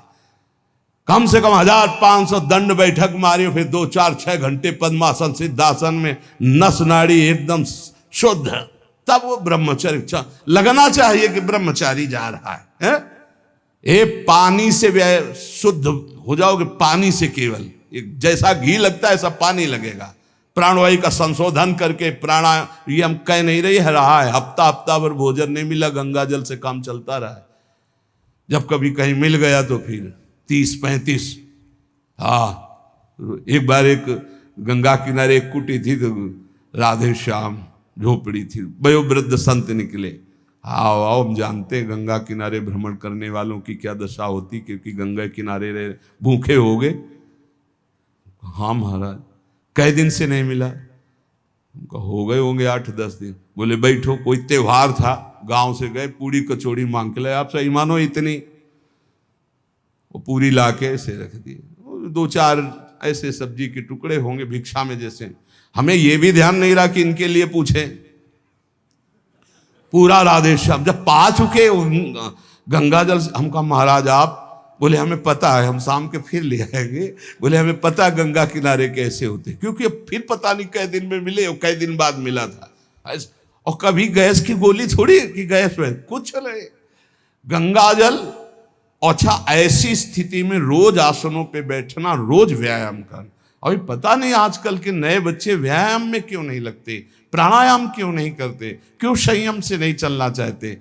को बोले समय नहीं है, समय आधा घंटा 1 घंटा तो व्यायाम होना चाहिए। ये व्यायाम जरूरी है, गृहस्थ हो या विरक्त, आधा घंटा व्यायाम। मोटरसाइकिल भी जब चलाते हैं ना लोग, तो पहले रेस में डालते हैं, नहीं एकदम धुआं करके रेस में, फिर वो एकदम गरम। जब तुम भी रेस में डालो, सुबह उठ के 2 बजे उठे, छत में चले गए 3 बजे तक, दंड बैठक व्यायाम प्राणायाम करके एकदम फुर्सत पाए, सत्संग में ऐसे बैठे। ब्रह्मचारी मतलब आग, ब्रह्मचर्य मतलब आग, आप सच्ची समझो आग। पैर ऐसे पड़े जैसे आग में पैर पड़ते। आग में पैर कैसे पड़ते, ऐसे ब्रह्मचारी चलता है। क्या है, जैसे गिलहरी नहीं एकदम टिलटिलाती भागती है, ऐसे ब्रह्मचर्य का जीवन होता। पता नहीं तुम लोगों की बातें समझ में क्यों नहीं आ रही। हाँ, सच्ची बात कहते, ब्रह्मचर्य में खान पान वाली बात की नहीं कि रबड़ी रसगुल्ला हो तब चिकना, वो तो पेट चिकनाएगा, पेट चिकना मिलेगा एकदम। और ब्रह्मचारी के नेत्र होते हैं, नेत्र बोलते हैं, जैसे जंगली सिंह के नेत्र नहीं, ऐसे ब्रह्मचारी के नेत्र होते हैं। उसके नेत्र में एक पावर होता है, एक दबाव पक्ष होता है। वो जिस पर नेत्र डाले तो एक बार झुक जाए सामने वाले के नेत्र। ब्रह्मचर्य का ऐसा पावर, देवलोक सहित समस्त देवता उससे नित्य नमस्कार करते हैं जो ब्रह्मचारी होता है। जो भिक्षुक वीतराग शारीरिक और मानसिक ब्रह्मचर्य से परिपक्व, शारीरिक ब्रह्मचर्य और मानसिक ब्रह्मचर्य, मन और 5 ज्ञानेंद्रियों के द्वारा किसी भी विषय का धर्म विरुद्ध भोग नहीं। ये ब्रह्मचर्य धर्म है, ये ध्रुपद है, ये नित्य है, ये शाश्वत है। पूर्व काल में कितने महामुनि इससे सिद्ध हो गए, इसलिए वर्तमान में और भविष्य में भी जो शुद्ध ब्रह्मचर्य का पालन करेगा वो परम पद का अधिकारी होगा। हिंसा, झूठ, चोरी, मैथुन और परिग्रह और रात्रि का भोजन, जो इनको छोड़ देता है वही भिक्षुक सिद्ध होता है। फिर सुन लीजिए, हिंसा मन वचन कर्म से किसी भी जीव की नहीं, झूठ बिल्कुल नहीं बोलना, चोरी किसी की नहीं करना। चोरी का तात्पर्य है अगर किसी का खेत है, किसी की वस्तु है, किसी का अधिकार है, हम बिना पूछे नहीं छुएंगे। अगर वो दतून भी लेनी है और किसी के दरवाजे पे पेड़ है तो हमें इंतजार करना होगा। अगर पता चल रहा है कि गांव समाज की जमीन है, सरकारी जमीन है, किसी का अधिकार नहीं, तो हम उस वृक्ष से भिक्षा मांगेंगे, हमें एक दतून दे दीजिए। ऐसे नहीं है कि हम किसी वस्तु को स्वतः, जैसे गंगा किनारे बारी होती है और उनसे ऐसे आप फल तोड़ करके खा रहे हैं तो आप चोर हैं। यह नहीं कह रहे हमारा, नहीं, किसी की कोई भी वस्तु बिना भिक्षा किए नहीं लेना है। आगे है मैथुन का पूर्ण त्यागी वीतराग परमहंस, बैरागी, किसी भी तरह के अष्ट मैथुनों में से एक भी नहीं, और परिग्रह दान नहीं, इसीलिए भिक्षा शब्द है। तुम हमें दे रहे हो, हम नहीं लेंगे, हमें जरूरत होगी हम मांग लेंगे, हम भिक्षुक हैं। ये उपासकों की, अच्छे जो उपासक उनकी रहनी होती, ले 100 रुपया नहीं जरूरत है हमें, आधा घंटा बाद जरूरत होगी तो हम किसी से मांग लेंगे, भाई अगर हमें जहां लगेगा तो हम 5 लोगों से मांग लेंगे अगर जरूरत है, लेकिन हम तुम्हारे देने पर नहीं लेंगे। तुम्हारे देने पर दान होगा और हमारे लेने पर भिक्षा होगी। हमें जब आवश्यकता होगा, जहां से श्री जी प्रेरित करेंगे, हम मांग लेंगे, हमें नहीं चाहिए। हिंसा, झूठ, चोरी, मैथुन, परिग्रह और रात्रि का भोजन, ये साधक कभी रात्रि में भोजन न करे। और सूर्य अस्त होने के 30 मिनट पहले या 30 मिनट बाद, बस इसके आगे नहीं जाना चाहिए। जिसको ब्रह्मचर्य रहना है, साधना में रहना है, एक 9, 10, 11 बजे आराम से आप खूब बतरा के अच्छे अच्छे पदार्थ पा रहे हो, ये सब साधना के खिलाफ बात है।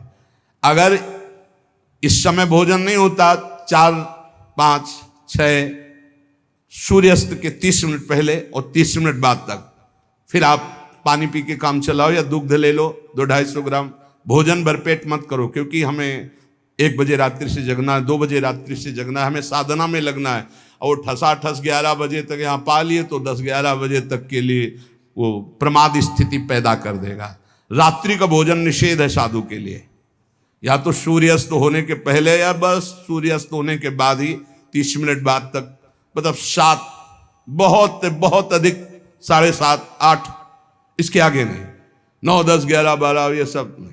गृहस्थों की बात अलग। वीतराग परमहंसों का हमने स्वभाव देखा है, सूर्यास्त होते होते जो कुछ, बस फिर इसके बाद शांत। ये रात्रि का भोजन तो एकदम निषेध है, 8 के बाद तो पाना ही नहीं चाहिए। ये नियम बना लो, क्योंकि अपनी दिनचर्या में या तो ऐसा कुछ विधान करो, हमें लगता हो जाता होगा है सर, हाँ ये मतलब ये सावधानी की जरूरत, इसमें मना किया गया है। और ये वैसे भी अपनी दिनचर्या में नहीं बन पाएगा। रात्रि के 12:30, 1 बजे जगना है और आपने 9, 10, 11 बजे दबा के पा लिया है तो कैसे जग पाओगे, फिर नहीं चल पाओगे। ये 5 कारण होने पर, उपदेश मिलने पर भी वो अपने जीवन में नहीं उतार पाता है। अभिमानी होने से, क्रोधी होने से, प्रमादी होने से, असाध्य रोगी होने से या भोगी होने से, ये 5 दोष होने के कारण गुरुजनों के उपदेश अपने जीवन में नहीं उतार सकता। अभिमानी होने से, क्रोधी होने से, प्रमादी होने से, असाध्य रोगी होने से या भोगी होने से। जो ब्रह्मचर्य नहीं रह पा रहा है, जो भोगी है, वो गुरु के उपदेश नहीं धारण कर सकता। जो असाध्य रोगी है वो बेचारा असमर्थ है, और जो प्रमादी है वो नहीं, और जो क्रोधी है वो नहीं, और जो अभिमानी है वो नहीं। जो गुरु की आज्ञा का पालन करता है, उनके इशारों को समझता है, उनकी आज्ञा में अपने प्राण समर्पित किए हैं, उसके अंदर संपूर्ण भागवतिक सद्गुण प्रकाशित हो जाते हैं। इसलिए उद्धत ना हो, नम्र रहो, चपल ना हो, शांति स्थिर रहो, मायावी मत बनो, सरल रहो, कोई नौटंकी नाटक नहीं, कौतूहली मत बनो, गंभीर रहो, किसी का तिरस्कार मत करो, सबको सम्मान दो, किसी से क्रोध वार्ता मत करो, क्षमा करो, अपने मित्रता का व्यवहार सुरक्षित रखो, शास्त्र का अध्ययन करो, पर शास्त्र के ज्ञान का घमंड मत करो। कोई भी तुम्हारे पर क्रोध करे, अप्रिय व्यवहार करे, तुम उसकी भलाई करो, ईश्वर से प्रार्थना करो कि उसकी बुद्धि शुद्ध हो। ऐसे उपासक को परम पद की प्राप्ति निश्चित होती है। जो श्रवण किया उसको मनन करो, आचरण में उतारो, नाम जप करो, जीवन इस जन्म में भगवान की शरण तक पहुंच ही जाए, भगवत प्राप्ति हो ही जाए पक्का। जो भी हास्य विनोद में भी सत्संग में कहते हैं वो केवल शिक्षास्पद कहते हैं। किसी का नीचा दिखाना या किसी का उपहास करना हमारा लक्ष्य नहीं, लेकिन आप उपहासपद आचरण ना करें। आप ऐसा कोई पहनावा, ऐसा कोई खान पान, ऐसा कोई नाटक ना करें जो हमारे सनातन धर्म के विरुद्ध है, जो हमारे शास्त्र के विरुद्ध है। उससे आपका पतन हो जाएगा, पक्का समझो। बहुत बड़ा प्रभाव होता है सात्विक आहार, सात्विक भेष, सात्विक चिंतन, इससे बहुत उन्नति होती है। और असात्विक आहार, असात्विक भेष, असात्विक मन माने आचरण, इनसे बहुत पतन हो जाता है। इतना पतन हो जाता है, आप सोचो, जिन माता पिता परिवार को प्राणों से अधिक प्यार किया जाता है, बुद्धि भ्रष्ट हो जाती है, काम से पीड़ित होकर वो अपने परिवार के गले काट देता है, भाग जाता है दूसरे पुरुष के साथ या दूसरी स्त्री। ये क्या बुद्धि भ्रष्ट हो गई।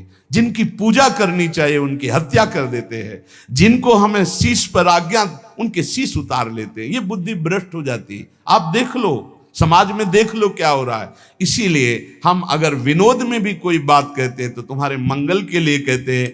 किसी को कभी कुछ चुभे, कभी कुछ कोई शब्द चुभे, उसका विचार करना वो बहुत ही कड़वा होगा, लेकिन आपको स्वस्थ करने लायक होगा। जैसे कुछ ऐसी औषधियां होती, कुछ ऐसे चूर्ण होते हैं, बड़े कड़वे होते हैं, नीम जैसे लगते हैं, लेकिन वो आपका परम मंगल करते हैं। इसलिए प्यारे, हमारा किसी को दुख पहुंचाना उद्देश्य नहीं, हमारा उद्देश्य तुम्हें परम सुख प्रदान करना। पर तुम अपनी स्थिति को, अपने धर्म को, अपने आचरणों को भूल गए और मनमानी आचरण कर रहे हो, इसलिए तुम्हें जरूर बुरा लग सकता है।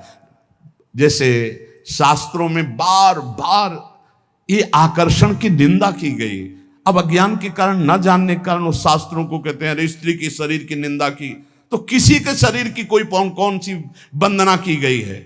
पुरुष का शरीर चाहे स्त्री का शरीर है तो पांच भौतिक परस्पर आकर्षण की निंदा की गई, परस्पर अधर्माचरण की निंदा की गई। अगर आप शास्त्र सम्मत बातों को विचार करके देखें तो आज जो हमारी दुर्दशा हो रही वो शास्त्र न मानने से हो रही, शास्त्र की आज्ञा का पालन न करने से हो रही। प्रातः काल उठ करके भूमि के चरण छूकर बड़े बुजुर्गों को नमस्कार करके भगवत आराधना करके अपनी दिनचर्या में जाते हैं, उनका देखो कैसा आचरण होगा। जो सुबह से ही उठे गंदे आचरणों का चिंतन, गंदी वार्ता, गंदी क्रियाएं, पशुता छा गई है। इसलिए प्यारे, आज किसी भी प्रलोभन से यदि हमारा मन लुभायमान होगा तो हम शास्त्र की सही बात तुम्हें नहीं बता पाएंगे। और अगर हमारा उद्देश्य आपको भगवत प्राप्ति कराना है, आपका मंगल कराना है, तो निर्भय होकर दहाड़ते हुए आपसे कहेंगे, और आप प्यार से सुन लेना। थोड़ा कड़वा लगेगा लेकिन आपको बहुत ठीक कर देगा। ये सुदर्शन चूर्ण है, बड़ा कड़वा होता है सुदर्शन चूर्ण, लेकिन जिसका बुखार ना उतरता हो, नियम से सुदर्शन चूर्ण पाए, उसका बुखार उतर जाएगा। ऐसे ये जो माया का बुखार है ना, सत्संग रूपी सुदर्शन चूर्ण पाओगे, ये उतर जाएगा। नाम जप करो, सत्संग में कभी बुरा मत मानना। साधु शास्त्र और गुरुजनों की बातें ये सदैव परमार्थ की उन्नति पर चढ़ाने वाली होती है। एक बार हृदय को सुनाना, ऐसा कि कड़वा सुन करके मुझे विचार हो कि मेरे जीवन में गंदगी क्या है और उसे दूर करना है, तो आपको अच्छा लगने लगेगा। शास्त्र जब बोलता है तो सत्य बोलता है, धर्म प्रिय बोलता है, उसमें आपका परम मंगल छुपा होता है। इसलिए कभी कभी कोई बात ऐसी उपहासास्पद या कड़वी लगे तो आपके मंगल के लिए तस्मात् शास्त्रम प्रमाणम है। और जहां कभी किसी को संशय लगे कि आपने बात कही थी कहां से प्रमाणित है, तो आप हमसे हृदय से पूछ लेना। वो कहीं ना कहीं लिखी होगी, आप देख लेना, कहीं ना कहीं लिखी होगी। सात्विक कैसे वस्त्र धारण करने चाहिए शास्त्र आज्ञा करता है। चाहे पुरुष हो चाहे स्त्री हो, वस्त्रों का बहुत प्रभाव है। कैसे आपको श्रृंगार करना है शास्त्र आज्ञा करता है। पातिव्रत धर्म का पालन करने वाली सौभाग्यवती पत्नी अपने पति को रिझाने के लिए षोडश श्रृंगार करती है, बाहर नहीं। बाहर वो गंभीरता पूर्वक कुछ ऐसे सौभाग्य चिन्ह धारण करके सौम्य भाव में रहती है। ऐसे जो आदेश हुए उनसे हमारे धर्म की रक्षा होती है, उनसे हमारी मानसिकता पवित्र रहती है। लेकिन पातिव्रत धर्म, एक पत्नी व्रत धर्म जो शास्त्राज्ञा करता है, या ब्रह्मचर्य व्रत धर्म अब ग्रंथों में लिखे रह रहे, कोई बिरला इन बातों को समझ रहा है नहीं। विदेशी आचरण हमारे देश में पधार रहे, ये जो धर्म स्थलियां हैं विदेशी भाव आ रहे।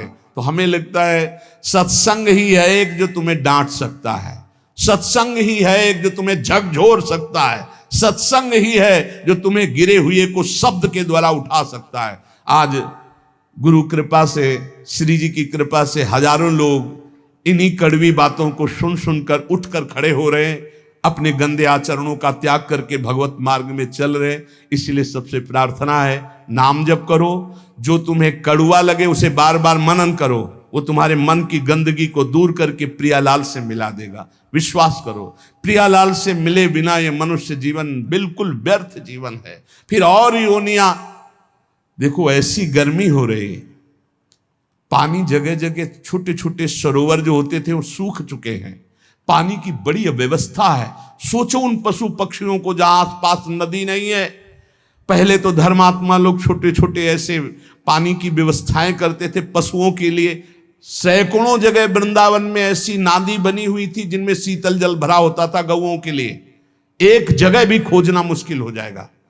पशुओं के लिए, पक्षियों के लिए पानी की बड़ी व्यवस्था है। तुम तो मनुष्य बिसलरी की बोतल खरीद लोगे, उनको कहां से है? विचार करके देखो। तो अगर हम अन्य योनियों में जाते हैं तो कितने भयानक दुख हमारे ऊपर होंगे।